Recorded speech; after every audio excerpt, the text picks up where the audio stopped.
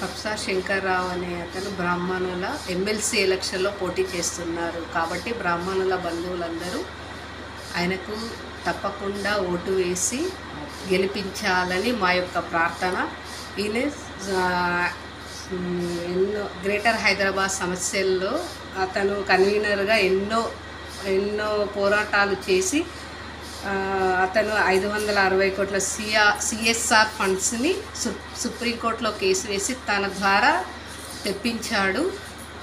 బ్రాహ్మణుల 30,000 ఖాళీలో ఉన్న ఉద్యోగాలు మనకి ఇప్పిస్తాడనే సదుద్దేశంతో అతనిని మనం గెలిపించాలని బ్రాహ్మణుల బంధువులందరికీ నా యొక్క విన్నపం.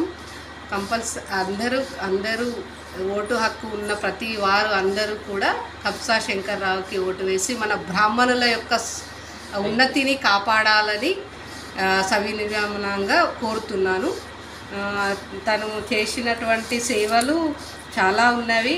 కానీ నిజాం కాలేజీలో పట్టభద్రుడిగా ఉండి ఆర్ట్స్ కాలేజ్ పొలిటికల్ సైన్స్లో తను చేసి ప్రొఫెసర్గా ఉండి ఎన్నో త్యాగాలు చేసి మన బ్రాహ్మణులందరికీ చాలా సేవ చేయాలనే సదుద్దేశంతో తను ఎమ్మెల్సీగా పోటీ చేస్తున్నాడు. కాబట్టి మన బ్రాహ్మణుల బంధువులందరూ తప్పకుండా తనకు ఓటు వేసి గెలిపించగలరని ప్రార్థన.